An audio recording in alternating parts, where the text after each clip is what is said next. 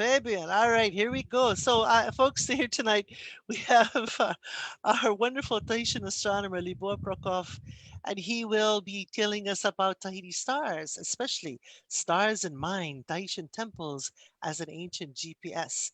Now, we have so Voilà. much to cover. We may not finish all tonight. We are going to have him come back and do a second time as well on November 25th.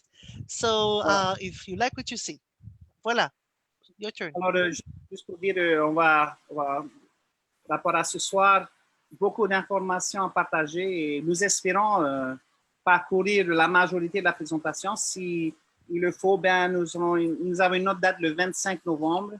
Nous allons pouvoir revoir Libor, bien sûr, dans la continuation de cette présentation sur les étoiles du ciel tahitien. Okay. Wait. Oh, that one should have gone away. Okay, there we go. So aloha kako inahua hanau minahua aloha moana nui akea. Mai kapi ina akala ma maunga te o rapa nui a kanapo o anakala ma te tai o re hua o Aotearoa. Aloha. Aloha to all of our cousins and friends of the Polynesian Triangle, from the rising of the sun in the east at Maunga Teatea of Rapa Nui until the setting of the sun in the west in the sea of Rehua of Aotearoa. Aloha. Bonsoir tous nos cousins, nos amis du triangle polynésien, de l'est à Rapa Nui jusqu'à l'ouest à Aotearoa. Bienvenue.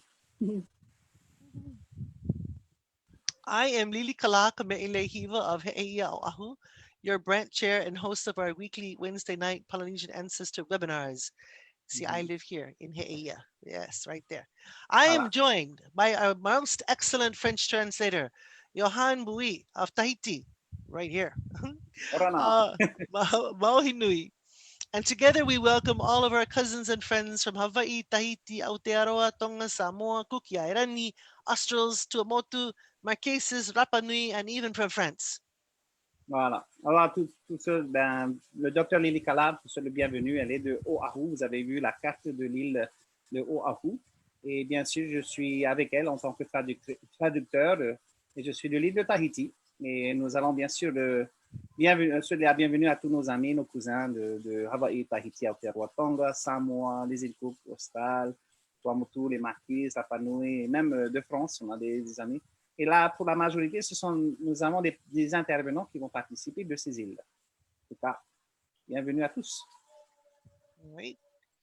Before we begin our discussion of Polynesian ancestral knowledge, I would like to thank and honor Gladys Kamakakuokalani Brandt, for whom our Center for Hawaiian Studies, KCHS, is named. It was her vision and her bequest to the Brandt Fund at the UH Foundation that allows us to support the work of the Brandt Chair for Comparative Polynesian Studies. Voilà. Comme j'avais dit tout à l'heure, encore un grand merci à Gladys Kamakakuokalani Brandt. C'est grâce à elle, elle a établi le Centre des études hawaïennes qui se trouve à l'Université de Hawaï. C'est son nom qu'elle porte. Et bien sûr, grâce à elle, elle a mis en place une fondation pour ce que nous avons ce soir, des études comparatives des connaissances polynésiennes. En tout cas, un grand merci à cette grande dame qui a fait en sorte que ce soir, nous avons ce webinaire. Great. I honor the vision of Gladys Kamakakuokalani Brandt with an oli, Eia Hawaii Nui Akea, composed by Kumu John Lake, who taught for many years at the Kamakakuokalani Center for Hawaiian Studies. Hawaii Nui Akea means the breadth and width of Hawaii. Kumu Lake said it was also an old name for Polynesia, and that is what his chant is about. Alors, pour commencer la discussion, le docteur Lilikalā va interpréter un oli, un chant hawaïen, Eia Hawaii Nui Akea, qui est composé par le Kumu John Lake, qui a enseigné également au Centre des études hawaïennes. Et pour lui, le mot Hawaii Nui Akea signifie l'étendue et la largeur de Hawaï, mais c'est également un nom utilisé pour la Polynésie en entier, le triangle polynésien. Et ce chant va parler de cela. Right. So we're going to call the ancestors to be with us, all of our ancestors from everywhere, and all of you who are watching, all of your ancestors as well. D'accord, merci à nos ancêtres de nous rejoindre ce soir. Eia Hawaii Nui Akea, Hawaii Nui, Hawaii Ki, Hawaii Loa, Hawaii Poko, Hawaii Luna, Hawaii Lalo, Hiloko kamoana o kanaloi. Ue kalani ue kahonua ne kahonua ola I kahonua ho ola kahonua. Tu o kawairua o te tupuna ko paake ka nakamauli ti he moriora. And that brings us to Libor. And now we're going to hear from Libor talk about these fabulous things, the bodies of knowledge that he has. I'm not going to be heard from much longer because Libor will be presenting in French and Hironui will be translating into English. And I'll only pop in when I have a dying question that I have to have answered right away. Oh, yeah. Alors, voilà, nous avons l'honneur bientôt d'avoir avec nous Libor Prokop, astronome, un expert du ciel tahitien, beaucoup d'années passionné par les étoiles et aiguilleur du ciel aussi. Alors, à la retraite, bien sûr, il est aiguilleur du ciel, mais dans sa passion qu'il transmet aujourd'hui avec le Tifari Tahiti, la Maison de la Culture, mais également dans les institutions comme Totutu à la prison, c'est de partager les connaissances ancestrales. C'est ce qu'il fait depuis plusieurs années. En tout cas, ce soir, on est très honoré de l'avoir avec nous. Et voilà, on vous présente M. Libor Prokop. Yorana. Yorana. On démarre directement? Voilà, c'est ça. Tu peux dire ce que tu veux. Et voilà, la petite carte, c'est parti. D'accord. Bienvenue à tout le monde et je remercie tout particulièrement Lilikalā pour tous ses efforts concernant la transmission, la diffusion de nos savoirs et de notre connaissance pour toute la Polynésie. Merci aussi également à Hironui qui nous fait un sacré travail de traduction qui nous permet de mettre le lien entre les différentes îles, Hawaï, et Aotearoa et Rapa Nui et toutes les autres îles du Pacifique. Marururoa. So Libor, before he starts, just wanted to acknowledge the efforts of Dr. Lilikalā and of course Grant Chair for the study, comparative studies, and so for just bringing this to light and giving an opportunity to share the knowledge of our ancestors. So he wants to personally thank you, Dr. Lilikalā, for all that you have done, and of course he also thanked me for being here, also to be the link between our cousins and our friends that don't speak, French or Tahitian. And I'm honored, of course, to be able to play this role and because I'm also learning as much. And so, yeah, thank you very much, Libor, for being with us. So it's voilà. Je voudrais aussi ajouter que on se sent toujours un petit peu petit et on va dire sans prétention, et en tout cas on a l'impression de ne pas connaître grand chose quand on est comme ça devant le fait accompli pour transmettre quelque chose. Et si ne tenait qu'à moi, je ne viendrais certainement pas sur ce plateau pour essayer de diffuser le peu que je sais, quoi. So he's just humbly acknowledging, of course, the opportunity that he has to come and share the vast knowledge of our ancestors. He knows a little bit. He's going to do his best, to my understanding, to share that what he has. But having the title of being an expert or anything, that's a little bit high. And like I said, he's still learning himself, but he's going to share as much as he can about what he's passionate about, and it is our Polynesian sky. Yes. And we're all still learning. We're just going to have fun tonight. Let the ancestors speak through you, Libor. Voilà. Et on va laisser nos ancêtres parler au travers de toi. De ce qu'il va dire. On commence par le premier slide. Nous, à nous. OK. Magnifique. La Hironui nous a proposé une carte de la Polynésie centrale avec, puisque la thématique générale, c'est de voir le GPS au milieu en fait de l'océan, au milieu du ciel, pour voir un petit peu quelles sont les différentes directions et la possibilité de voyager à partir d'un centre que peut être le marais. En aéronautique, on parle de centre inertiel, bon, en tout cas une plateforme à inertie pour les avions quand ils décollent pour aller dans toutes les directions, dans toutes les destinations. So here we have a map. As you can see, it's a map dissecting our Pacific Ocean into those three parts that people from the outside have, of course, labeled for us Polynesia. But what is interesting is that at the middle, you can see there is, as you call, a GPS or a compass that for those who are who are flying or aeronautic are very familiar in regards to tracing your destination and where you have to go.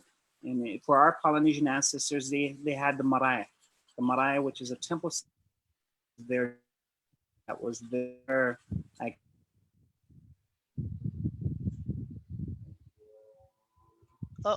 Can't hear you. Hironui. Those very important people in this for our skies, as he was worked at the control tower of the airport. So, Ano? Hey.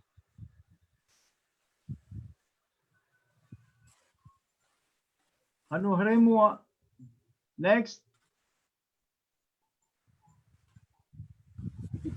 Les chants et légendes, hein, c'est ça? Chants et légendes. Aerere, inohua te hotomo i roto I te aere. Inohua te hotomo I roto I te tumupo, inohua te hotomo I roto I te aha o te neo. Hiro? Okay. So this is a chant that Libor is sharing with us. And this chant, of course, as you can see, it's translated. And it's talking about a primordial space without universe, Iho, the essence of all, residing in the void. And of course, primordial night without beginning, without origin, without cause. Iho rides in this primordial breath. Voilà, ça c'est le chant de légende. Hein? Okay. Next, Lilikalā. Yes. Has it come on? The Potiniti?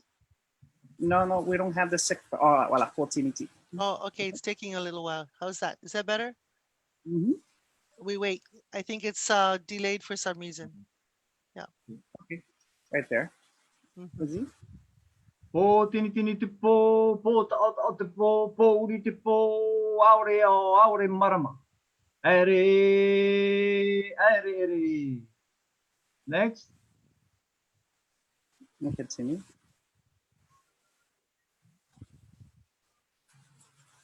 Ere, mai te po a iu e po an el te po ia. Manu. Hiro. So once again, as this is pretty much I guess you could say an acknowledgement to our ancestors. This is a song about the foundation. And of course, we will be talking about what's in the space and what's in the night. And of course, sharing having this cosmic conscience about what is important and what was important to our ancestors. And so him handing out this chant to everybody is to acknowledge, of course, our ancestors and all the knowledge that they had and bestowed upon their people, and of course that we are visiting today or we are learning today. Encore un chant qui est très important, bien sûr, au moins de faire cette présentation et appel à nos ancêtres, je suppose, hein, de comprendre toute cette connaissance qu'ils ont laissée et que nous essayons de recueillir aujourd'hui et de comprendre. En tout cas. Next. Go ahead, Lilikalā. Do you see Upu now? Upu auraro o mare. Tere vaneo I te tumupo e auraro I mo I te ho tumu. Tere vaneo I te tumupo e auraro I mo I te ho marama. Tere vaneo I te tumupo e auraro I mo I te arwhanui. Tere vaneo I te tumupo e auraro I mo I te hauora. As you can see, he's acknowledging, of course, with a lot of humility as he enters the primordial light and bow to the essence of all. And then bow to the light essence, bow to Aroha, and bow to the breath of life. Alors encore, avant de rentrer dans la nuit primordiale, on s'incline devant l'essence du tout, devant l'essence de lumière, devant le aruha et devant le souffle de la vie. Ça, c'est en entrant dans le mara. So this is something that you would say as you enter the mara. Ano? Anu. I changed it. Does it show up yet? Orero? Orero? Okay, this is the last part. Orero. Okay, great.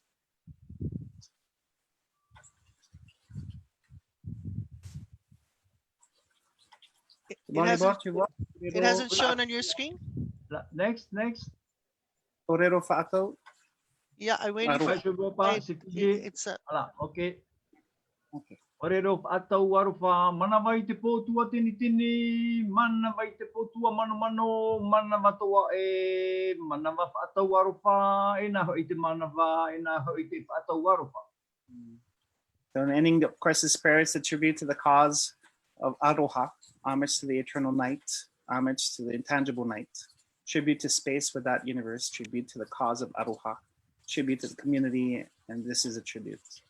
Alors, encore une fois, un hommage à la cause du Aroha, à la nuit éternelle, à la nuit intangible, l'espace sans univers, à la cause du Aroha et à la communauté. Ainsi est l'hommage. Maruru, Libor. Thank you very much for sharing this. Yes, it's very beautiful. It has, the po tini tini and the po mano mano and the various references to po are also in the kumalipo in Hawaii. So we share that as well. I know the Hawaiians are going, wow, we know that one. Thank you. Elle disait par rapport à ce qu'elle avait vu, par rapport à certains mots qu'on retrouve également dans les chants hawaïens. Et tous les Hawaïens aujourd'hui, en regardant ce texte, se sentaient très rapprochés par rapport à ça, en tout cas. OK.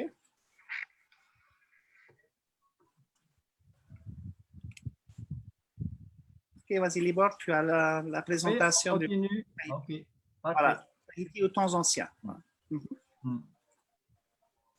C'est juste la présentation de couverture que nous a préparé Hironui et concernant le chant, en fait le texte fondamental concernant la naissance des corps célestes, l'un des tout premiers textes écrits en fait en même temps pratiquement que le tout premier texte biblique a été écrit, c'est-à-dire l'évangile de Luc en 1819 par là, et celui-ci c'est en 1818.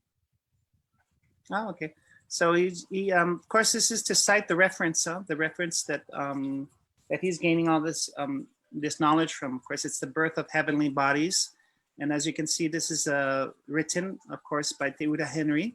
This is a reference book for a lot of one of the main reference literature that we have in Tahiti, and there's 110 lines where they talk about the birth of heavenly bodies.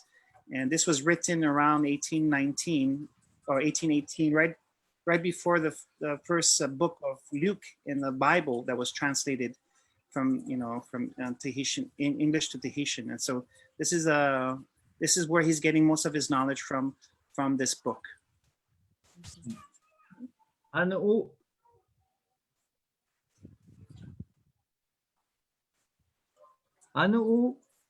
Yes, I changed it, but it takes a little. There's a lag for some reason. Voilà. Ça prend un peu de délai, délai dans les changements. Et je peux rajouter alors des choses.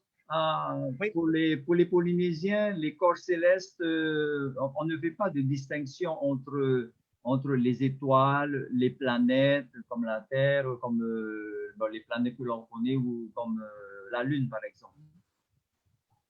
Okay, so according to our ancient ancestors, we didn't didn't make much difference between the stars and the sun and the moon, and they were all heavenly bodies. They were all grouped together. These are things that we see in our sky, and so we wouldn't label them as something that's quite different from each other.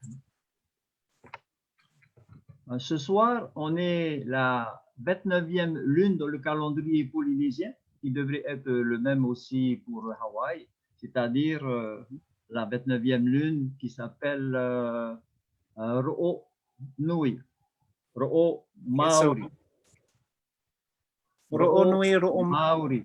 Ro'o-Maori, c'est-à-dire l'esprit de Ro'o. Okay. So Ro'o Maori is the name of the 29th phase of the moon that is in our sky tonight, but also in the sky in Hawaii. And so for those who wanted to know, that's how we say it in Tahitian. Et on sait que Ro'o, c'est le nom qui a été donné au Tau'a et aussi à la divinité qui est le prélude pour l'entrée dans le marais, pour la connaissance, par exemple.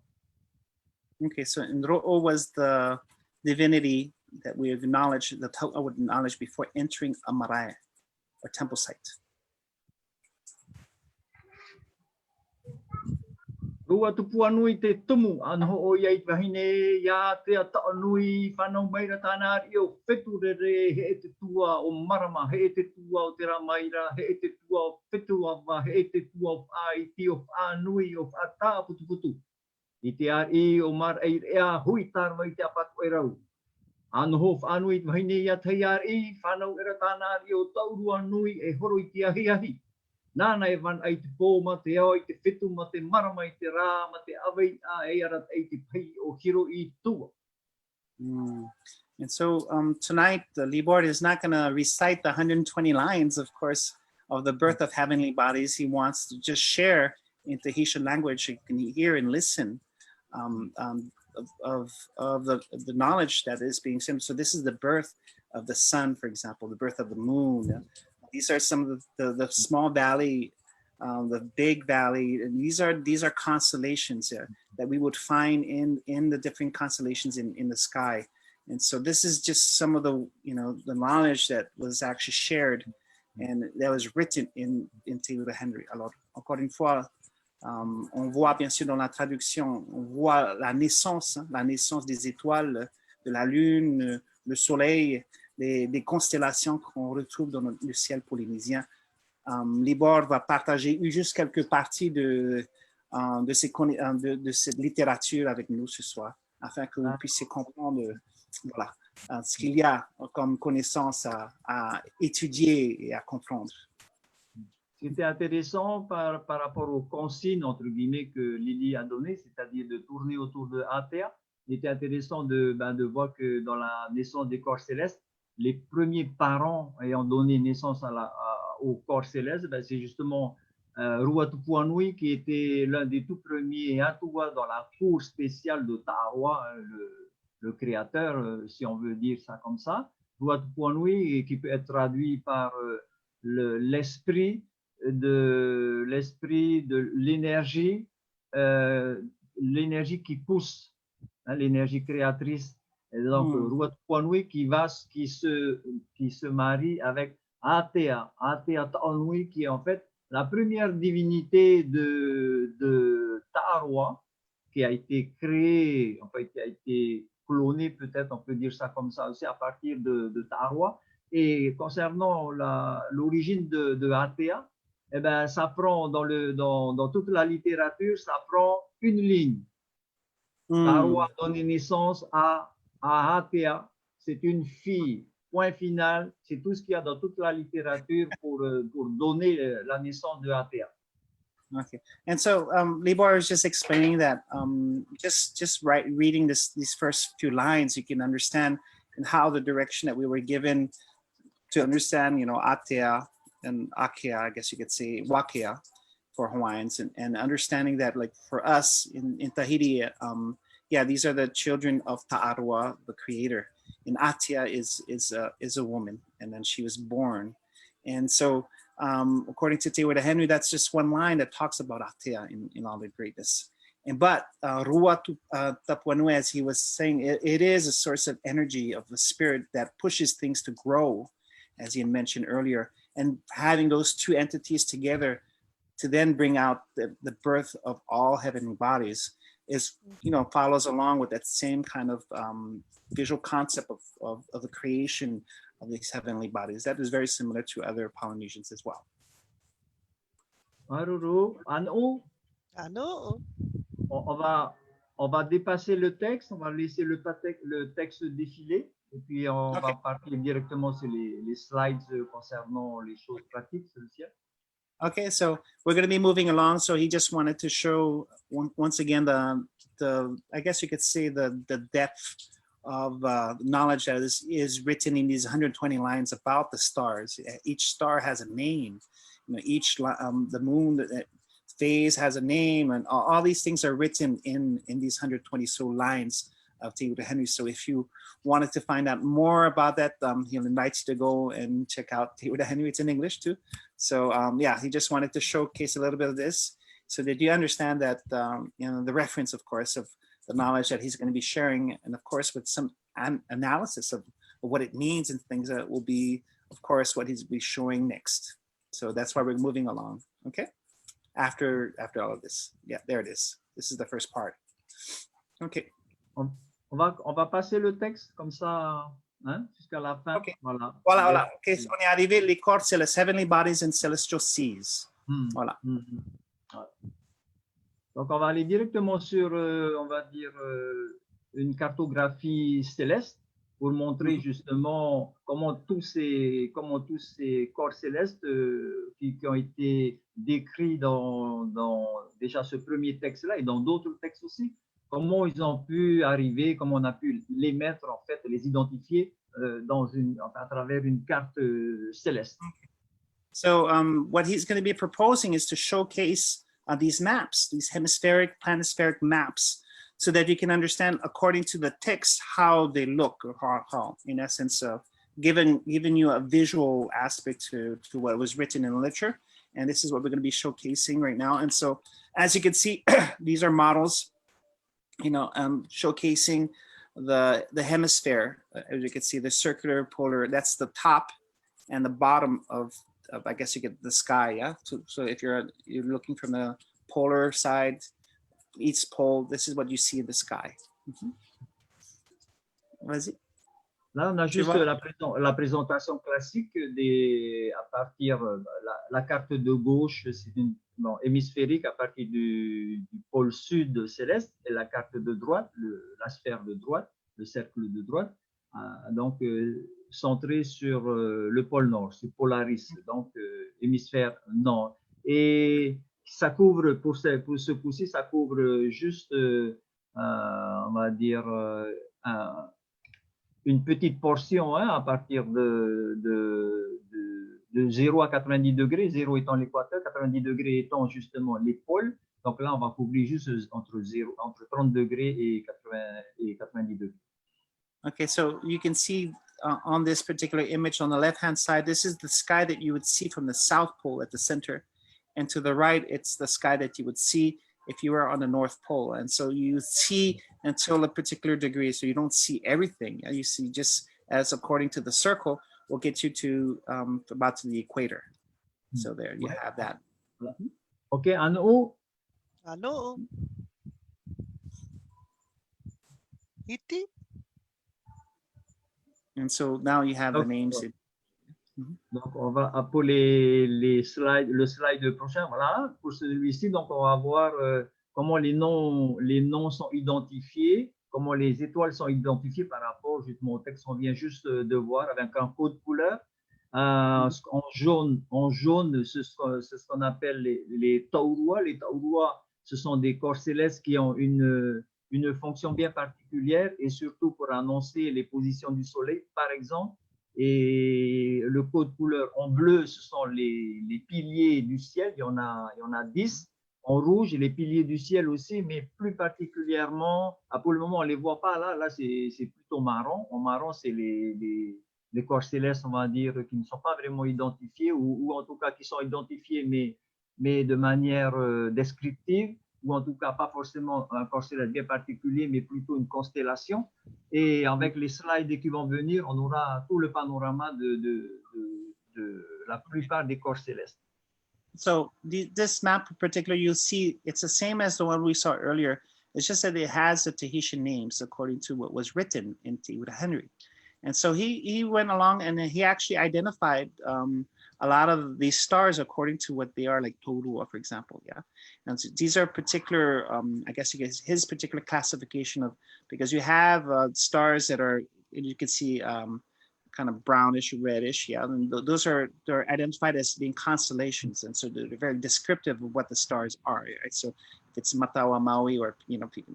And then you have the stars that are pillars in the sky, according to the heavenly bodies of our sky. We have these stars that are pillars. And then, of course, pardon, le jaune, c'était quoi encore? Excuse-moi. Le jaune, c'était... Pas le jaune, là, le marron. Le marron, là, c'est ni un pilier, ni un taurois. Voilà, c'est différent. C'était le jaune qui était le taurois, c'est ça? C'est le vert, le vert, le taurois. Excuse me, the green is the taurois, and then, of course, et le jaune, c'était le bleu? Le bleu, c'est un pilier du ciel. Voilà, okay. And then blue is identified as a pillar in the sky. So very important because the pillars actually lift up the sky or keeps the sky above. So these are, so looking at the colors, and we'll see another map, so they'll explain a little bit more. So he classified in different colors the stars. Okay? Ouais, anneau, yeah. Anneau. Oui. Okay, so pour les slides qui vont arriver, donc on va couvrir cette fois-ci pratiquement tout le ciel, de 0 jusqu'à 90 degrés, donc que ce soit l'hémisphère sud ou l'hémisphère nord, et on va voir apparaître la plupart des corps célestes qui ont été identifiés. On estime qu'actuellement, il n'y a que 60% des corps célestes qui ont été identifiés, que l'on est capable de positionner sur une carte. Il reste encore au moins 40% qu'on a du mal à identifier, à les mettre justement sur une cartographie parce qu'on manque encore de repères, on manque encore d'outils d'analyse comparative justement avec les autres ciels hawaïens ou Aotearoa ou dans tout le bassin du Pacifique. So, Libor was explaining that he's really looking forward to a study, comparative studies between the different skies according to different peoples like the Hawaiians and the Maori and everything like that. Because according to him, what we are able to identify as stars is only 60% of all the stars. And that's what he's going to be showcasing tonight.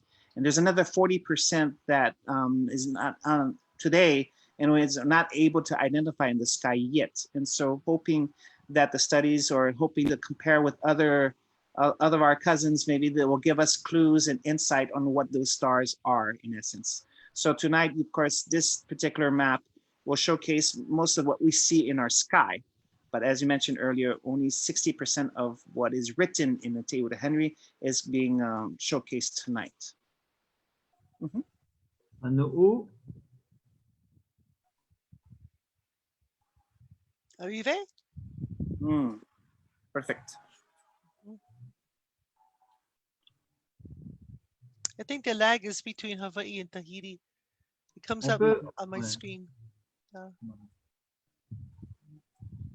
OK. Là, donc, on a... Oui, c'est bon, là. Là, on a donc tout le ciel, donc le centre, toujours l'hémisphère sud, à gauche, donc du centre, pôle sud céleste, jusqu'en bordure, donc l'équateur. Donc, on a les différents corps célestes qui sont positionnés, qui sont identifiés, et on va donc toujours pareil, on va essayer de regarder avec le code couleur où sont les piliers du ciel. Donc le code couleur rouge et bleu, ce sont les piliers du ciel. En vert, ce sont les taurois, et en marron, ce sont les autres corps célestes qui sont ni des piliers ni des taurois, mais qui sont divers. Okay, so as you can see, you know, these are different hemispheres, right? So as he had mentioned, a lot of the stars, of course, that he identified according to color, yeah. And so you have the pillars, you have the tauroa, and you have the stars that weren't able to be identified or considered in constellations as well. But what you have to the left, of course, it's the southern skies. It's from you know, the pole all the way to the equator. And to the right, you have the northern skies from the pole, North Pole to the equator. And so you can see identified, of course, in our Tahitian language. And remember, this is the names that we found in the 120 lines in ATUA Henry that's transposed on these particular maps. Donc on dit, ok, on sait qu'il y a 10 piliers du ciel. Certains piliers sont dédoublés. Par exemple, le pilier enfin, le pilier d'abord, le premier pilier du ciel, c'est celui qui a servi justement avec le deuxième pilier du ciel et le troisième pilier du ciel. Donc, ça a servi justement à soulever un peu le premier ciel, quoi, le ciel, on va dire, cosmogonique du point de vue de la création du monde. Hein. Même si les cieux n'existent pas en tant que tels, hein, mais c'est juste la première mouture en quelque sorte de Ta'aroa. Donc, on a les tout premiers piliers du ciel en peau de couleur donc rouge. On a certains qui sont dédoublés, on va voir ça pourquoi après. Ensuite, pour mettre définitivement cette voûte céleste, ce ciel avec tous les autres corps célestes, donc c'est comme un peu un faré, hein? Cette voûte céleste, c'est comme un faré. En fait, c'est le faré de Ta'aroa lui-même qu'il a voulu stabiliser à travers les 10 piliers du ciel. Okay, so you mentioned that there's the three pillars that actually pushed up the dome of the sky, and of course with the 7 others, so that's 10 pillars that lift up as you could say, the house of Ta'aroa, which is the dome sky. So you have 10 pillar stars that are keeping the heavenly bodies and everything up above us. And this is the house of Ta'aroa.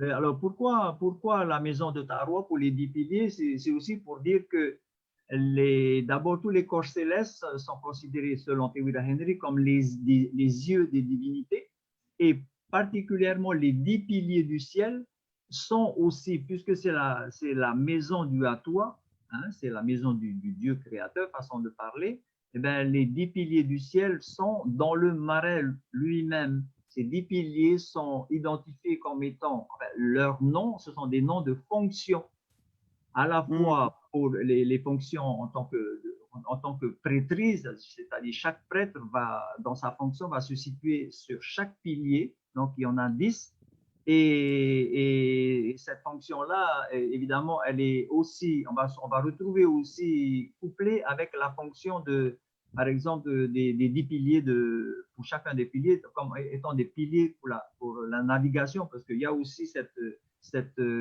histoire d'émigration qui vient se greffer là-dessus. Okay, so according to this knowledge, the 10 pillars, according to their names, are 10 functions, and it's the 10 functions according to the house of Ta'aroa, but the house is the marae. So each priest, coupled with a pillar, has a particular function on the marae in the house of Ta'aroa. But also, it can be coupled for navigation. So the 10 pillars are used, the 10 stars that are used for navigation and the migrations, as according to Libor.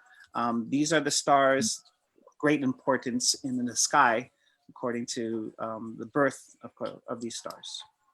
Avec les 10 piliers du ciel, en fait, on a 10 cieux aussi qui sont répertoriés.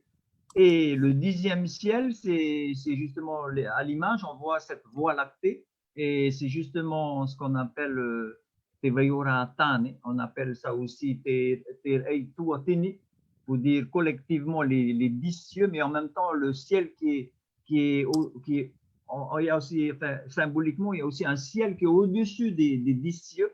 C'est comme le ciel ouvert de Tane, comme on dit. Il y a plusieurs symboliques, plusieurs interprétations, ou en tout cas dénominations pour désigner les 10 cieux, chacun des cieux.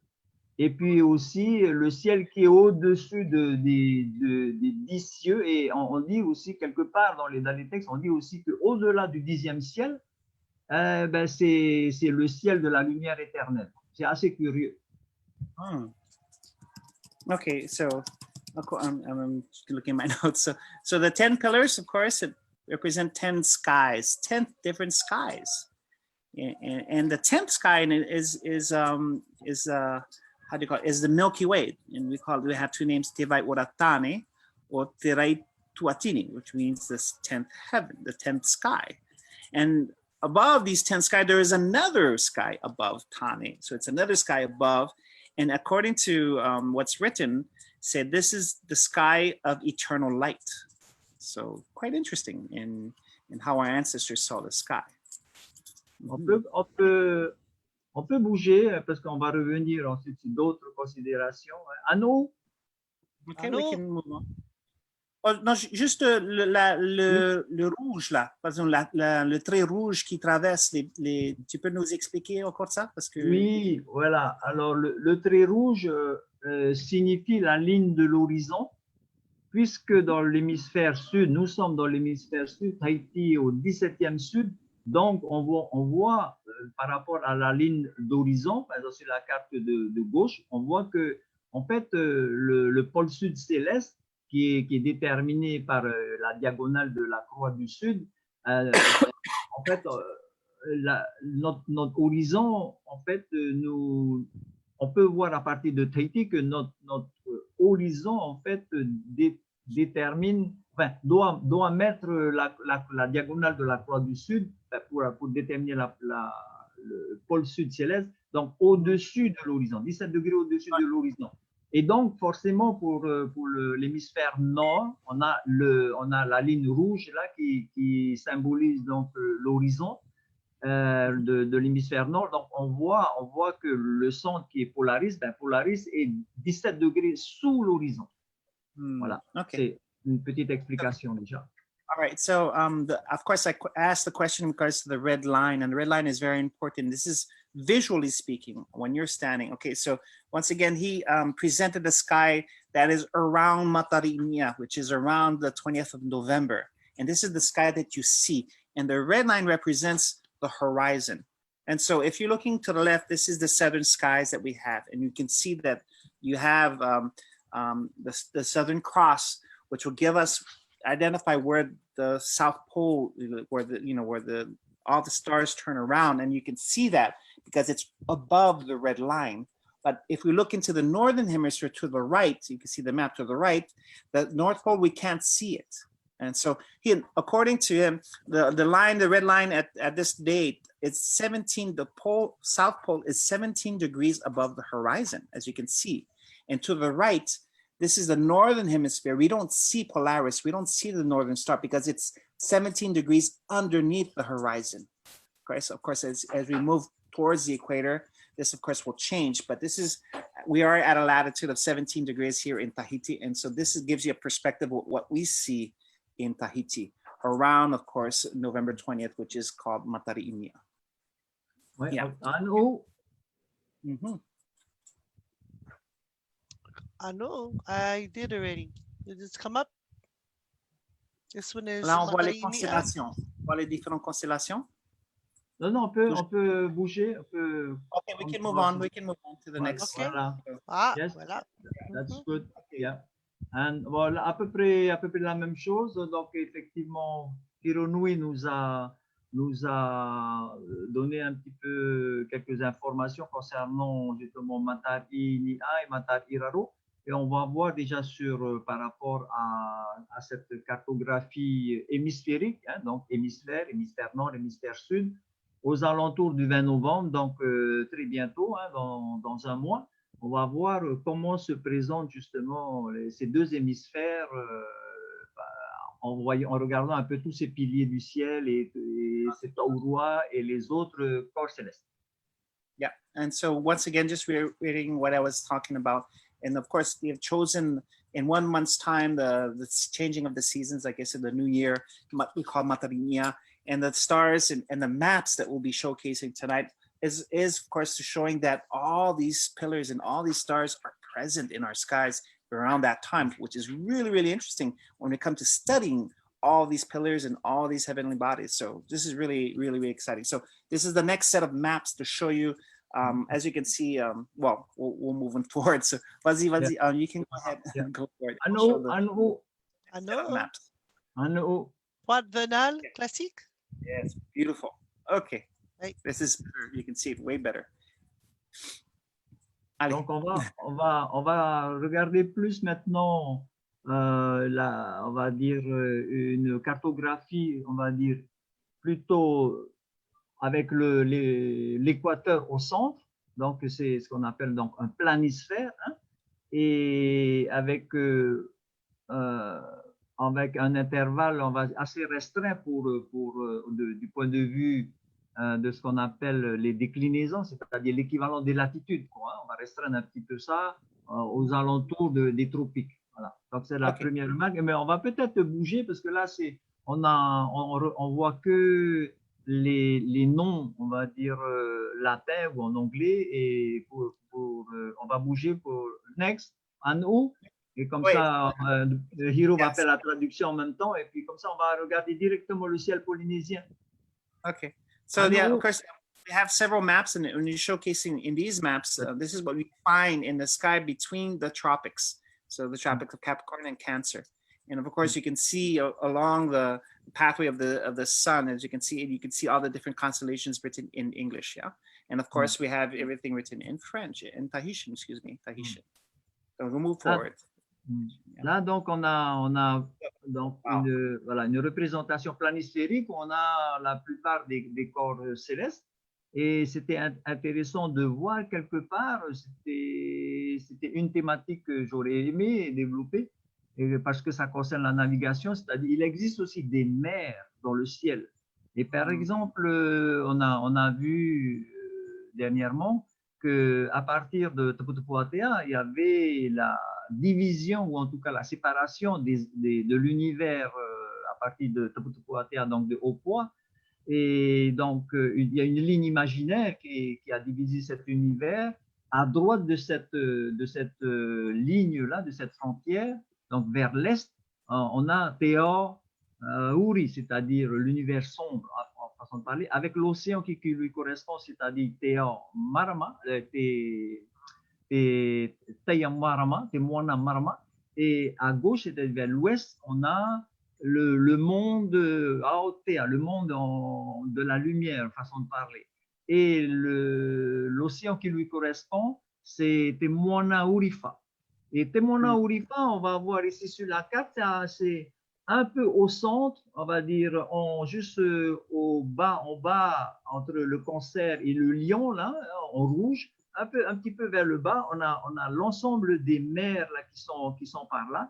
Et on peut lire, bon, même si j'ai parlé là de Moana Urifa, on va voir les autres mers. Et bon, en attendant, on va laisser Hironui faire la traduction. Ok, c'est beaucoup à traduire, mais je vais faire de mon mieux. Okay? As Libor was saying, so we see the stars and the constellation being identified, but in the sky there are also seas, like ocean seas. And if you make a reference like to the land, for example, of Hawaii or Raiatea or Taputapuatea, according to where Taputapuatea was situated, if you go east of it and go west, you have different, I guess you could say different hemispheres in essence, but different seas as well. You know, you have one side is the Sea of Light, and the other side the Sea of Darkness, but not in a bad way, but yeah. And so you had these two different, and then for example, Moana Urifa, as you would see in the part that's dark, you would find seas identified pretty much in the same way in the sky as well. And so this gives you an idea of how our ancestors saw the sky as for navigation as well. And so that's a very, very important concept to try to understand and grasp, because as you'll find out later, this kind of knowledge was only acknowledged by just a few people in regards to how Europeans who discovered this knowledge brought it about. So he'll explain that a little bit later. But what's interesting to know is that you have heavenly bodies, but you also have heavenly seas. I think that's an important concept to understand. Wow. Maururua, et merci Hiro pour tout ça. Et oui, on reste là-dessus, c'est très bien aussi. Justement, on va voir la plupart des mers là ici. Ce qui était intéressant de savoir, de coupler donc la présentation sur les cartes célestes, c'était en navigation. Quand on regarde après les cartes maritimes et quand on regarde les migrations ou les voyages, les navigations que les ancêtres ont pu faire, par exemple, si on prend Tahiti, hein, que les Hawaïens on va dire, connaissent bien, hein, Tahiti, et jusqu'à, on va dire, les 2 ou 3 générations plus tard, on va voir le voyage de Rata. eh ben, tout ce monde-là, tous ces personnages mythiques, ils ont traversé des océans. Et on essaye de mettre aussi donc, le nom de ces océans-là, hein, d'ici, par exemple, pour aller aux Marquises, c'est Moana, on va dire, enfin bref, on Riva, et puis donc jusqu'à Hawaï, où les Hawaïens disent que c'est Keala o Keakua, hein, que Moana o Keakua, parce que les dieux ont traversé les océans à partir de Tahiti, et Tahiti symbolique, pour aller pour peupler Hawaï. On a aussi, par exemple, de Tahiti jusqu'à Aotearoa, c'est le Mangoroa, c'est-à-dire le Mo'o élargi, ça veut dire aussi, c'est le nom aussi de la Voie lactée. Après, il y a aussi toutes les mers polynésiennes, d'ici aux Australes, ça a un nom, d'ici à Moria, ça a un nom, entre Tetiaroa et Huahine, ça a un nom, entre Mataiva et puis Samoa, ça a un nom, entre Tahiti et les Australes, ça a un nom, entre Tahiti et les Mariva, ça a un nom, voilà. C'est donc, on n'a pas le temps de montrer tout ça sur cette carte-là. Lily voudrait qu'on fasse ça une prochaine fois. And so, yeah, and as he was just very excited about sharing, is that when we talk about navigation to certain places, what you have to understand that there were specific names to the seas. So if it is, for example, traveling from Tahiti to the Marquesas, you have to take on a particular sea. Or if it is to go to Samoa or to Aotearoa, they had particular names to the sea. And of course, when you're navigating and when you're using a traditional, I guess you could say, oral traditions in that sense, you recite the seas that you're taking in your migration or in your travels and through, but it correlates also to the sky and using the stars and the seas in the sky to be able to find your way. And so in essence, that's what I'm trying to summarize what he had explained, which is very, very deep in essence. So I'm trying to simplify it as much as possible so the most people could understand. And like I'm like excited about this knowledge because I'm learning so much about it and understanding that there's seas.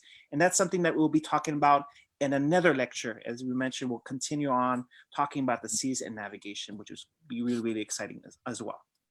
Libor, Okay, can you when you're talking, can you go maybe a few sentences and then let Hironui translate in Anglais, please? And then because we're hearing you talk a lot and we only hear him talk a little with them. Oh, is he missing something? Like I said, Yeah. Right. So much. So could you just go through one point at a time and let him maybe 5 sentences and then stop? Okay, is that good? I think mais je sais que Hiro, il a travaillé ce matin avec moi, il a bien travaillé, donc ok, il a tout en tête, donc il peut démarrer à n'importe quel moment les traductions. Yeah, so it's in essence what he had of course described as something that we are going to be looking over on the next presentation. So he was like citing all the different seas, and in essence there are a lot of different seas with names attached to that the Maori, like the Hawaii, will recognize whether it is Rata, whether it is Tawha'i, and all this, and the seas that they've taken according to. So I kind of summarize it because I think Libor wants to get through this stuff so we can get to some really. Okay. That's kind of the reason why. Okay, so we went through it. Yeah, no, we went through it so that you can understand. Yeah, this is some of the stuff we're going to be sharing on the next time. But we're moving. He just wants to show it, okay? So, yes. Et puis, pour terminer un petit peu en guise de plaisanterie, il y a eu un voyage de Hironui, c'est un paquebot, enfin un mini paquebot donc de Tahiti qui a fait la première croisière sur Pitcairn, donc l'île de la Bounty. Et en fait, ce voyage-là, quand j'ai regardé ce voyage, c'est exactement le même voyage que notre navigateur qui s'appelle Rata a fait pour rejoindre Pitcairn. Exactement le même. Du coup, j'ai mis ce voyage-là sur une cartographie pour décrire toutes les étapes de ce voyage-là avec les caractéristiques techniques, avec la vitesse que par exemple, le Hironui a appris, le cap, et puis voilà, toutes ces choses-là. Tu étais sur le Hironui ou tu avais juste suivi le Hironui? Non, c'était juste pour le plaisir de faire, de mettre ça sur une carte. Libor was saying that, of course, this is what he's passionate about it. So there was a trip by one of our local, I guess you could say it's a cruise boat / freighter. So it's called Hironui, and I know Lilikalā that he wanted to organize a trip on the Hironui to the Marquesas. But the Hironui usually goes to the Marquesas, but in this case, last year in the month of March, it went to Pitcairn Island for the first time. So first time a Tahitian boat, cruise and freighter boat, took a path through the Tuamotu, through Mangareva to get to Pitcairn Island. And Libor had decided for fun to trace the passage of this Hironui to Pitcairn, and were the islands that they went through in the Tuamotu, Mangareva, and to get to Pitcairn Island. And of course, to showcase that how an ancestor of ours named Rata had done the same kind of path, and what the seas and what the stars and all these things were used, the speed as well and everything like that, to use to get to Pitcairn Island. So really, really interesting stuff that he's going to be able to share next time around. Anyway, looking forward to that. Bon, la carte là que l'on voit, le slide que l'on voit, bon, c'était juste pour montrer un peu la plupart des mers, et surtout aussi pour faire plaisir à Lily, c'est-à-dire on met au centre Orion pour montrer que il y a pas mal de piliers qui sont autour de Orion et qui suivent aussi le tracé du soleil. Okay. And so this is I guess you could say a closer look at with Orion, with Wakea in the middle, as of course the Hawaiians are very, very of course, with Antipoa, Pualani, Kanahele talking about Wakea. And okay, so you have the constellation Orion, as you can see, go along the equator, and you can see all of the pillars, most of the pillars and most of the very important stars in the Tahitian skies surrounding Orion and, of course, Wakea. So very interesting map that he wanted to share. And you can see the names, different names of the seas. You can see the different names of the Torua and the pillars, of course. And so just you have the pillars with Ana and Torua. And so these are all the different names that you can see. And it's a great map, which is going to be available for everybody, whoever wants to study it in depth a little bit more. Of course, this presentation is recorded live, so you'll be able to come back to it. And of course, if you want more, just write an email to. So you, Hironui, excuse me, but so Orion in Tahitian is called Te Uru Mere Mere, is that correct? Yes. Okay, thank you. All together, the whole constellation, Te Uru Mere Mere. And maybe also, pour faire plaisir à Lily, à gauche, juste à gauche de Orion, il y a Procyon. Procyon, c'est Anahiva. Anahiva, c'est bon pour le nom complet, c'est Anataua Vahine. Anataua Vahine au Toatemanava.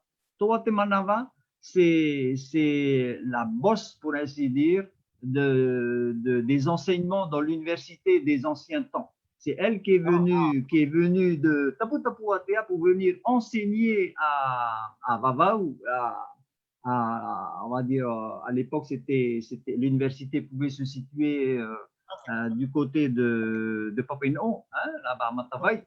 Et donc, Toatemanava, voilà, donc c'est elle qui était la bosse, c'est le 7e pilier ou le 9e pilier, ça dépend, c'est 7 et 9. Donc, c'était une femme. Okay, so he also wanted to mention Anahiva, which is not to the left. You could see Orion with the green and the blue, of course, and to the left you see Procyon. That's the name and then you see Anahiva Tuatemarama. Okay, and according to Manava, and so this is a female, I guess you could say Toa, that came to teach, responsible for the teaching and transmission of knowledge. And so arriving, of course, to schools, I guess you could say, Mataiva, as Ian mentioned. This is a female Toa, represented by the 7th or the 9th pillar, depending on where you're looking at. And so that this is close to, of course, you could see to the left of Wakea, I guess the constellation of Orion. So that's a very, very interesting pillar. Et puis aussi celui qui est juste au-dessus de Orion, donc code couleur rouge, Aldébaran, c'est Anamuri, le 2e pilier du ciel. Et en fait, entre autres, sa fonction, c'est de A-R-R. A-R-R, ça veut dire noircir. Noircir, ça veut dire le tatouage. Et on fait le tatouage pour la transmission de la connaissance. Lorsque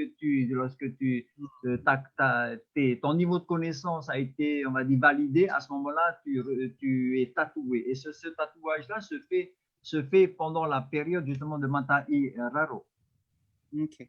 And so to the top, and you can see Ana Muri, and so it's red, but it's considered as the second pillar in the sky, of course, as if you have Ana Roto, Ana Muri. And Ana Muri, of course, is this function is called a ere, and that's to blacken, but it's actually it's a tattoo. So transmission of knowledge onto the skin, onto a person. And this particular pillar, as you can see, is right above Orion, and it's mostly done tatouage, like tattoo was done in the period of Matari Raro, not during the period of abundance, but the period of education, of restriction. And that's what you see in the constellation of Taurus. Aldebaran, of course, will come back. It has another name as well too, but you can see that's also a pillar in our Tahitian sky. Okay. Harimoa. Oh, Harimoa. Oh, yes.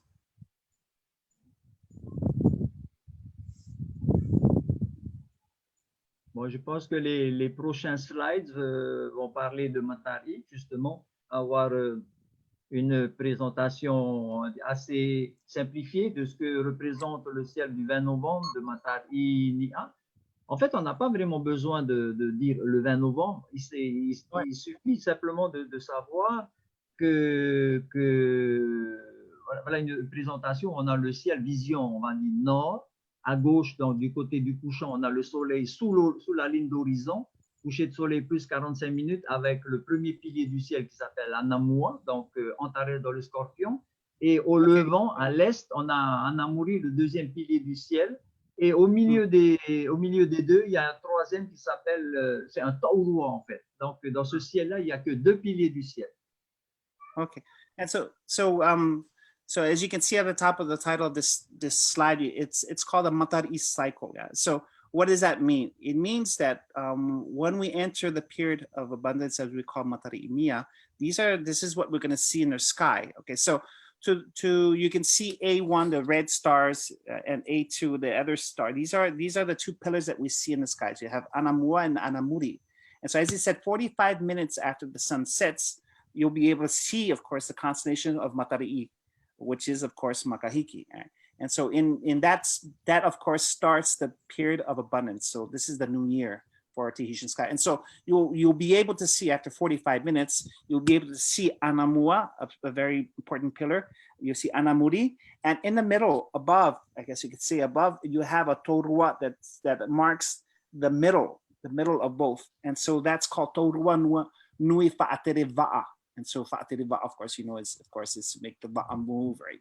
And so this is the stars that you would see, at the date of course, Matari Inia. And it's normally around the 20th of November. But yeah, you don't have to use that date as a reference. Just say when Matari rises above when the sun sets. That's. I know. Ouais, comme ça, yes. Hiro, tu peux continuer à parler dans la traduction. Oui, okay. On va gagner du temps peut-être comme ça. Hein? Oui, vas-y. Okay, man. Allez. And so there, yeah, just once again explaining that is the start of what we call the cycle of Matari Inia, our yearly cycle. We have Matari Inia and Matari Raro. And of course, we are entering in 1 month's time Matari Inia. Yeah, and that's what you see in the heavens. So there's a Anaruto.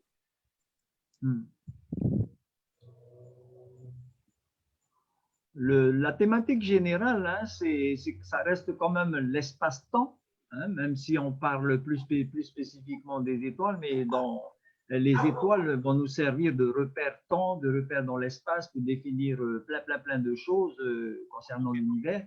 Et là encore, on a toujours le Matari Inia avec un peu plus d'étoiles, enfin les choses assez significatives. Et puis bon, vas-y pour la traduction et après par rapport à ça, on peut déjà nous. Hein. Okay, so you can see here on this map of what we see as we're looking towards the north. Yeah, as we mentioned earlier, too, we saw just half of what is out there. Of course, what you see below the horizon, you can see, of course, is Anaroto, and you can see all. So he wanted just to showcase what you'd see in the sky, the different times and space. That's what you have to understand in using the stars and using the constellations as a reference for time and space. And that's going to be a very, very important, I guess you could say, concept to understand when we talk about Matarinia and Matariraro. And so the stars and the heavenly bodies will give reference to time and space. Qu'est-ce que Okay, we c'est can move Ikua? Qu'est-ce que c'est Ikua? Ikua. Où ça? Et quoi? Where do you Qu'est-ce see que that? c'est Ikua? Où ça? Oh, il y a écrit. Ah ouais, c'était pour moi, c'était Cassiopée, c'est le nom hawaïen, Ikua, l'ancien nom hawaïen. J'ai mis le nom parce qu'on n'a pas de. So that you can Ouais, Ikua, c'est hawaïen. C'est hawaïen. Oui, Oh, Cassiopée. pas de Tahitian. Pas de Tahitian. Okay. Ikua, Cassiopeia. Okay, got it. Hawaiian. No, actually, we don't know Ikua is the Hawaiian word for Voilà, c'est pour Cassiopeia. ça que j'ai mis Ikua parce que c'est très peu utilisé. Okay, so like I said, he's kind of moving through these presentations, but yeah, thanks for acknowledging that, because that's something that he wanted to talk about as well. And Next of course, time. to that. Okay. Yeah. So here's the other part of it, as we don't see during this time. Alors, c'est toujours le même ciel de Matarinia. Donc, au-dessus de l'horizon, donc la partie milieu, et au-dessus, on a donc le ciel de Matarinia.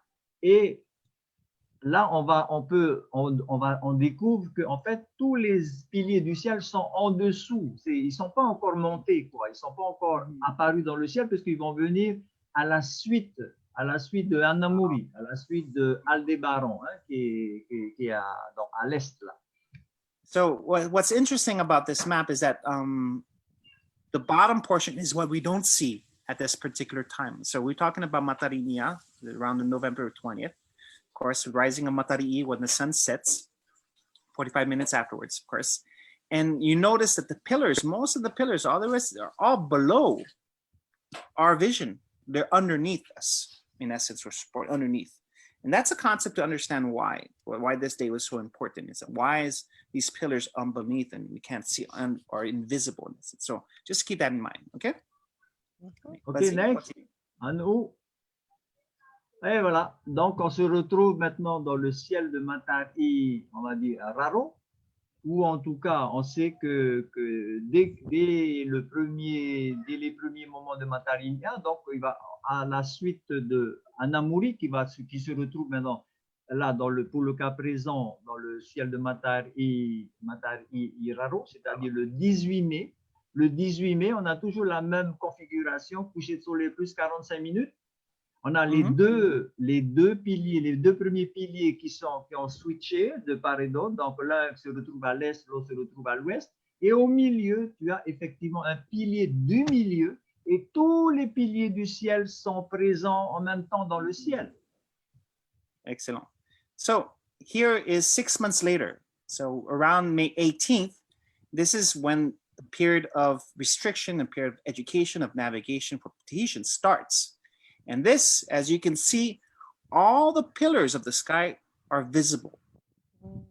And then, of course, Anamuri and Anarua that we saw in Matarinia, they're reversed, right? So now they're on both opposite ends. And then you have in the middle, Anaroto, which of course we didn't see during Matarinia.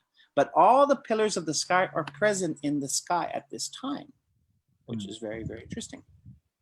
Quand on dit le pilier du milieu, en Naruto, c'est pas pour faire joli, c'est que c'est vraiment à 1 degré près, c'est une précision, on va dire, c'est du niveau du GPS, c'est incroyable. Okay. And of course, he said, we're not just calling in the middle, within 1 degree, the Anaroto star, the red star that's above in the middle, is actually, splitting the sky into 2. And this is 45 minutes after the sun sets, yeah? And so you see Anamua and Anamuri at both ends, north and east and west, and straight up, you see Anaroto. I mean, perfectly in the middle. Incredible. So our ancestors identifying these stars with those names give it the great importance, of course, you could see their function and everything and how it divides our time and space. Magnifique, magnifique. Magnifique. Et ça, c'est vrai que ces 15 dernières années, avec l'avènement aussi de l'informatique, qui nous a permis de rendre les choses un peu plus compréhensibles. Mais c'est pour dire aussi que la connaissance des anciens, elle est telle qu'on vient juste de commencer de comprendre, en fait. Yeah. And he is saying, thanks, of course, to technology, you know, with the stellarium and some other applications, understanding, you know, what our ancestors saw in the sky at their time and what we see in our sky today, and being able to now understand what they meant in regards to giving certain functions to each star and everything like that, gives us a better idea of the extensive knowledge our ancestors had, the brilliance and, you know, and how it organized our lives back then, and just according to what we see in the sky. This is incredible. Incredible. Yeah. Bon. On a parlé de Anaroto. On a non seulement le Anaroto, là maintenant on a une vision, on va dire, au levant, hein, donc on regarde l'horizon. This is a map of the horizon when the sun rises. So I don't know, Lilikalā, you like this kind of, because all our Meʻeleihiwa and Mara are identified according to the rising sun, right? So as positioning, of course, of the Mara identified. So we're getting to that. Okay. Donc, alors, il y a plein de choses sur cette carte-là. Donc, on va visualiser la position du soleil. Donc, puisque effectivement, on doit parler des équinoxes, on va enfin parler des équinoxes. Donc, on a la vision des équinoxes avec le soleil, on va dire, au milieu de cet axe-là. Et de part et d'autre, on a la position du soleil, donc en jaune, là, sur cet horizon-là, qui délimite les différents solstices. Hein. Donc, à droite, c'est côté sud, et à gauche, c'est côté nord, avec donc les solstices donc de juin et de décembre. Vas-y pour la traduction. Yeah. Oh, wait, let's see. Alors, when you look at this map, you can see this is, of course, the horizon when the sun rises. And you can see on the both ends to the right and to them, these are the different moons that you can see that limits and that is the Ruarua and Ruapoto. That's where the solstice is. And of course, the sun in the middle, that's equinox, right? So the moon, the sun rises and moves across the sky according to the, you know, how we showed the last episodes and everything like that. And of course, he'll be able to tell you all the different stars that are found within as they are rising above the horizon. And this is great stuff. So this gives you another visual concept, you know, of understanding not just the sun, but also all the other heavenly bodies and how they're rising above the horizon. Okay. Pourquoi Matari, hein, les Pléiades, pourquoi les Pléiades et pourquoi Anamua, Antares dans le Scorpion, le premier pilier du ciel, pourquoi c'est important? Pourquoi les autres piliers sont importants? Déjà par rapport à Matari et pour Anamua, Anamua c'est celui qui est à droite de la photo en rouge là, et à Matari c'est complètement à gauche la petite constellation. En fait, ces deux corps célestes délimitent en fait dans l'espace la position extrême du soleil, donc les solstices déjà. Okay, so when we identify the stars that are rising, and you can see Matari'i on the left hand side, and of course Anamua on the right hand side, these are the limits of where the sun will be traveling across the horizon, right? So they dictate the limits, and these stars in this constellation, Antares, of course, that's in the Scorpio. Yeah, that's Anamua. And of course, et donc la plupart des piliers sont en fait, dans cette zone, on va dire, intertropicale. Et on a parlé tantôt de Anaroto. Anaroto, donc les deux étoiles que l'on voit entre les équinoxes et les solstices, donc à gauche et à droite, il y a deux étoiles qui sont en code couleur un peu marron là, hein, en ocre, couleur ocre là. Ce sont deux Anaroto. Eh bien, ils sont parfaitement au milieu entre les équinoxes et les solstices, de part et d'autre, pour les deux hémisphères. Celui de droite, c'est Anaroto, on va dire numéro, enfin je veux dire pour l'hémisphère sud, c'est Hiki Analia pour les Hawaïens, c'est-à-dire Spika en français, hein, l'épi de la Vierge, et à gauche, dans l'hémisphère nord, c'est Régulus dans le lion. Et tous ces deux Anaroto-là sont donc roto aussi en plein milieu encore une fois, entre les équinoxes et les solstices. Mm-hmm. And so, okay, so he's referencing the color star that's in the middle, as you can see, of the solstice and equinox. This particular star is called Anaruto. That's in the middle. And so in the southern hemisphere, it's Hikianalia, for those who understand that. Yeah. And in the northern hemisphere, that star Anaroto is Regulus in the Lion constellation. So these stars are exactly Hakamoa, we call it Hakamoa. And so they're rising at the midpoint of the equinox and the solstice. So these are, once again, star markers identifying the midpoint of of where the sun is traveling above the horizon. So this is where they rise above the horizon. So all these stars are rising above at those points. Et ce qui est intéressant de voir aussi, c'est la position de la Lune. J'ai mis les pleines lunes simplement là, juste pour simplifier un petit peu. À la fois, la Lune déjà dans son ensemble va faire le trajet, on va dire, comme en accordéon, là, à gauche et à droite, pendant le mois, ce qu'on appelle le mois synodique, les 29,5 jours. Voilà. Le Soleil fait ce trajet-là d'un extrême à l'autre pendant un an. Donc, la Lune fait ça en 29 jours et demi. Et les pleines lunes, à partir de Matarinia, la pleine Lune se situe à l'opposé de la position du Soleil. C'est-à-dire, quand le Soleil va s'approcher, par exemple, du solstice de décembre, c'est-à-dire sur notre carte ici à droite, lorsque le Soleil va se situer à droite, à partir de la prochaine pleine Lune, je veux dire du solstice, la prochaine pleine lune, ça va se retrouver de l'autre côté, du côté de Matari, là-bas, au nord. En anglais. Et puis à Matari Raro, c'est l'inverse. En anglais, s'il vous plaît. Okay. So of course we saw the sun, right? Position of the sun as it is rising above the horizon. Then we saw the different stars rising, of course, the most important ones, the red ones, of course. And now he wants, and so the sun, of course, goes from right to left and back in 1 year, right? 365 days. And that's why we have the 2 equinoxes and we have the solstices, right? But the moon, and look where the position of moon, when it's full, it also travels across the horizon in 29.5 days. See? And so the first full moon that we consider important is the one that comes right after Matarinia, one, as you can see to the left, right? And so it'll take 29.5 days, and then you'll find it on the opposite end, on the east, on the southern end. So there, this is once again a map showing all the different stars as they're arriving, and the sun and the moon, which is really good. And you can see, pretty cool. They make the same. Mais seulement okay. Là, sur la... Mais... Sur l'image, les pleines lunes ont été montrées. Non, on revient. Go back. Because there's a man, right? The man means what?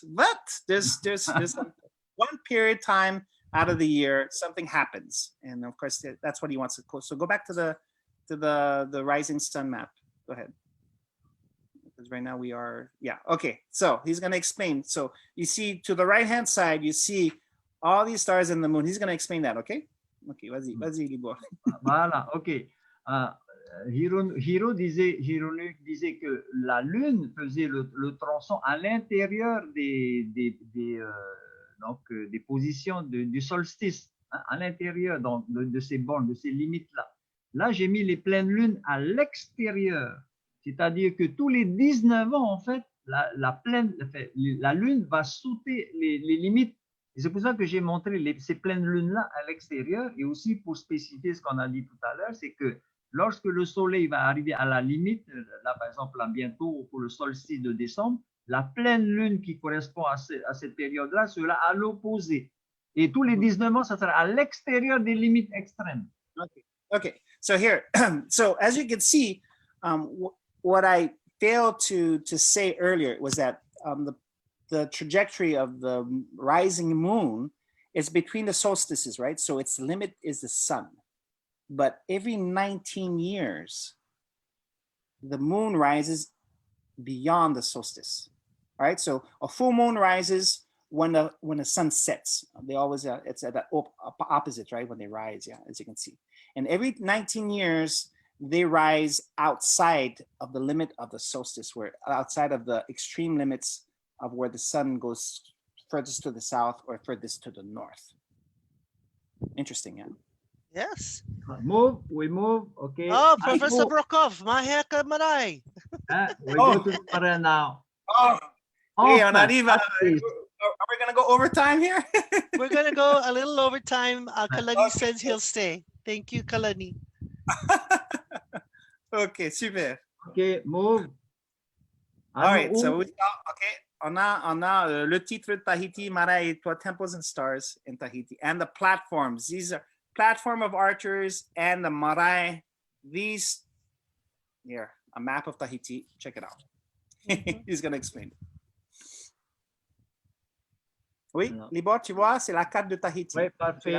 Ouais. Donc, on a choisi la carte de Tahiti. On a choisi juste 3 complexes archéologiques, 2 marais et une plateforme d'archers au milieu de l'île de Tahiti, la plateforme d'archers de Papeno à Parihapé, et 2 marais à Papara, Mahayatea, le dernier, en quelque sorte, marais qui a été construit aux alentours de 1700, qui a été terminé déjà lors de l'arrivée de Wallis en 1767, et puis celui de Maret Ata qui à Punavia, enfin limite Punavia Paea, et qui est donc avec en mentionnant les directions, en fait, elles ont les mêmes directions déjà, et on peut aussi, pendant que tu traduis, on peut passer à l'autre slide. Okay. So here, of course, everybody could see it. These are 3 places that we've identified.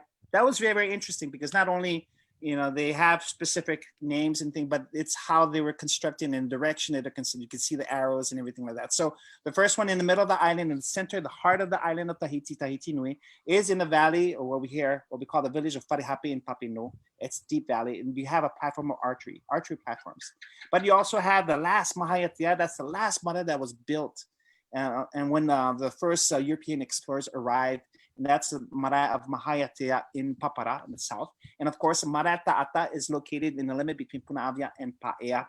And that's also another Mara that was built with the same direction as the 2 others. So we're moving forward. Okay, moving forward. Of course, beautiful map of Tahiti in all the different districts. And so this is the platform of archers in the middle of the island of Tahiti in the village of Parihape.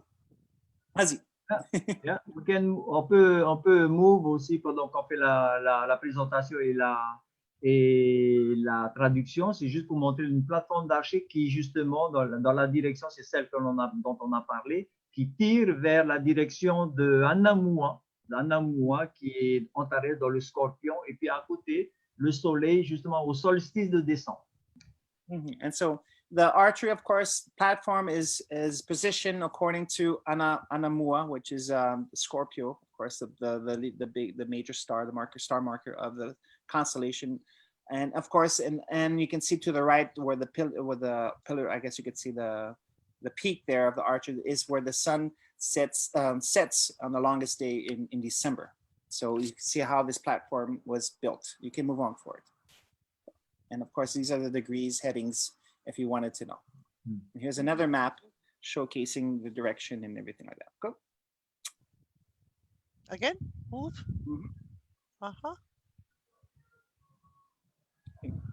Ouais, donc Hironui, tu peux pousser encore pour leur dire d'anticiper. Et voilà. Donc on a la même chose pour dire la direction de Mahayatea, la direction de Maret Ata et la direction des archers.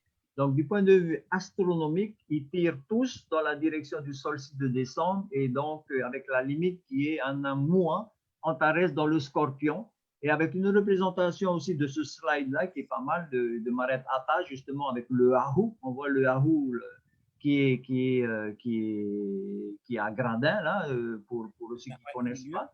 Les 11 gradins de Mare Mahayatea, et avec qui tirent vers l'ouest, vers le couchant, avec les autres étoiles qui vont faire bordure à l'horizon.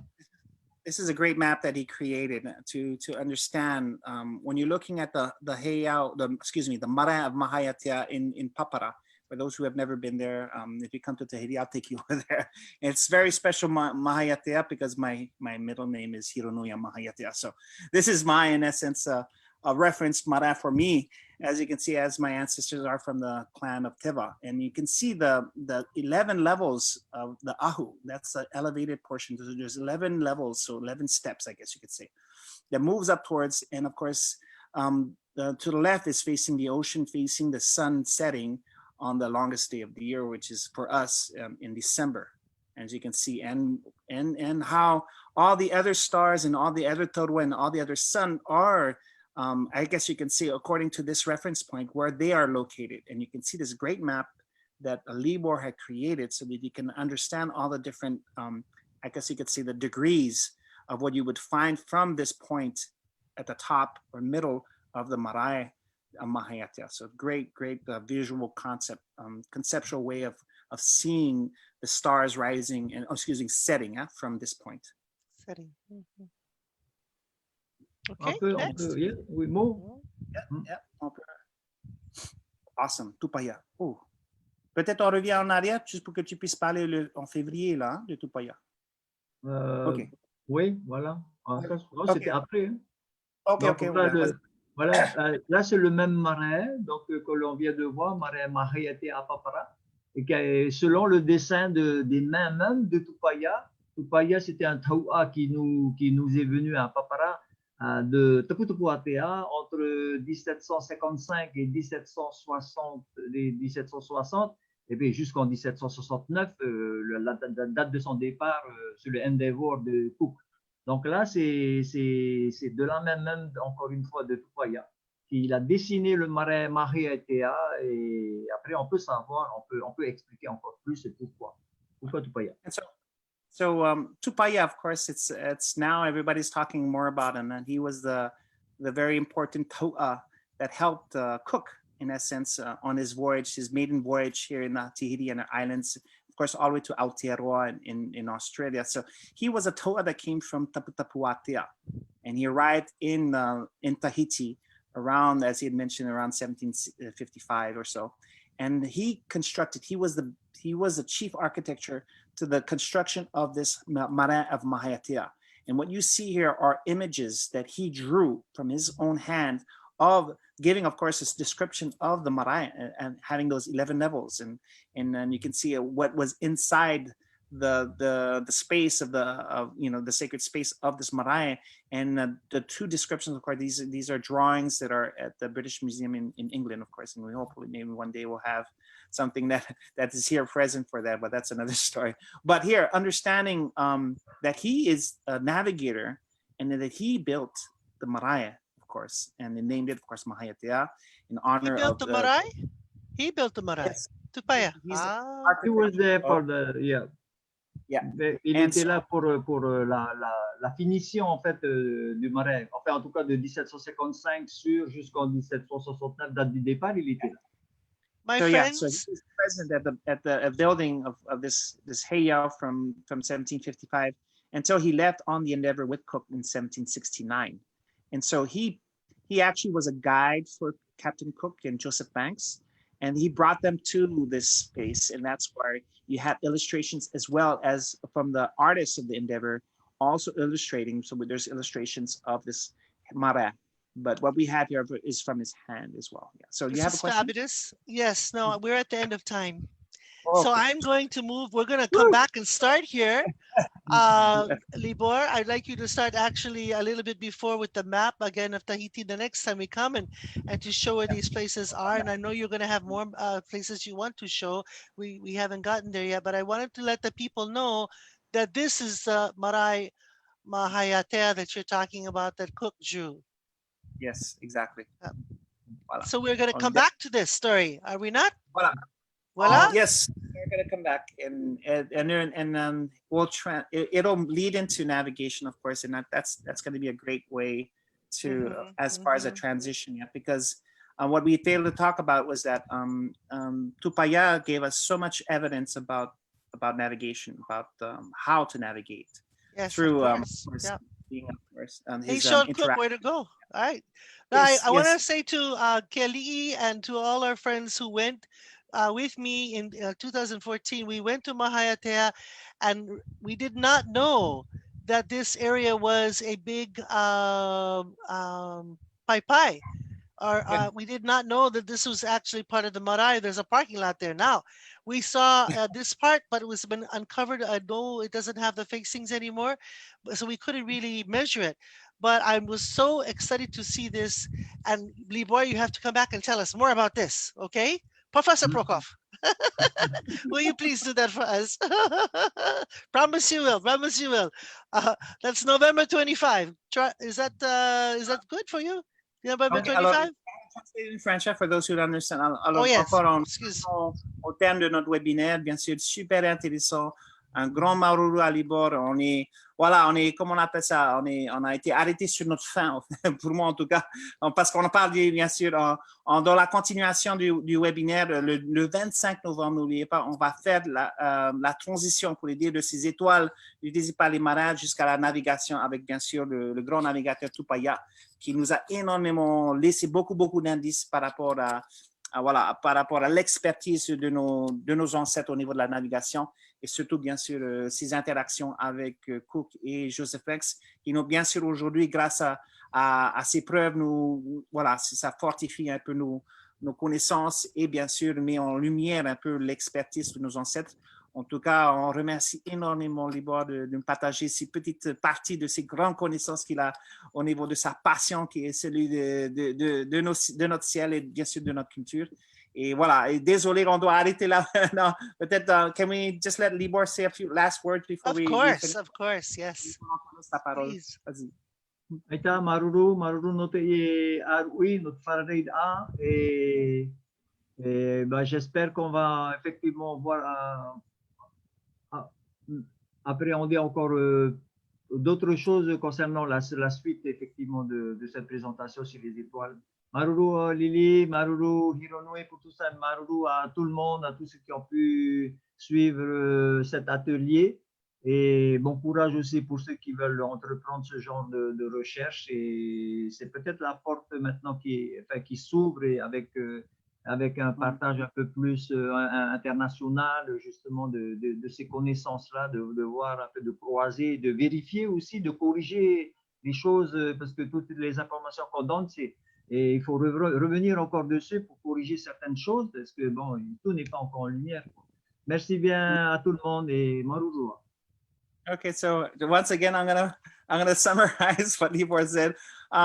He's just very humbled by this opportunity, and as he said, he had shared the knowledge that he is able to gather, but looking forward for exchanges, even for corrections in regards. Once again, this is very conceptual in a sense to try to bring this very dense knowledge to a platform where everybody can understand, so that they could, on their end, find out more and help us more find out about ourselves. And that's, I think, the goal in regards to this comparative studies in essence and so he's looking forward, of course, to the next few presentations about the stars to try to find a way of linking or understanding more. As he mentioned earlier, he's only been able to identify 60% of the stars that are out there and locate them and give them their positions and stuff like that. But there's still 40% of all the stars that were named in the birth of the heavenly bodies that are still unknown in essence of where. So hoping to find maybe the Hawaiians or the Maori to give us some insight on where these 40% could be.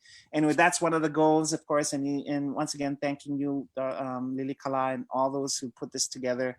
And of course, being able to share this is such a great gift that you're giving to everybody. And I think that's the main goal for all of us, to be able to share our knowledge and of course learn from it. So once again, he's just very thankful, and I am too, to be able to share this with everybody. So maruru e marurua. Libor, you are brilliant. Thank you so much for coming to share your research with us. We too do not know all of our stars that we have names for. We have them in the Kumalipo. We don't know all of them. So this is a research we must all do together. And I thank you. The ancestors, thank you. Mahalo nui. Maruru e marurua. Okay. All right, so we have to get to the evaluation slides. Yes, we do. This is what we're missing. This is what we'll come back with. These are the things that Libor will show us the next time he comes and talk to us about a little. Okay. And if to help us serve you better by answering a few questions, please go on to this website and tell us what you think. Hironui en Voilà. français?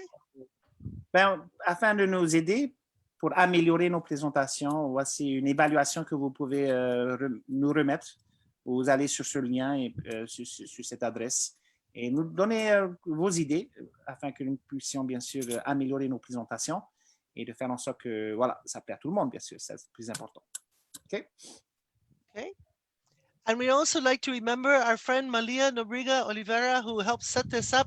She runs a separate webinar series called Le'a Nui Nui about Hawaiian culture. And everyone go check this out. It's brilliant.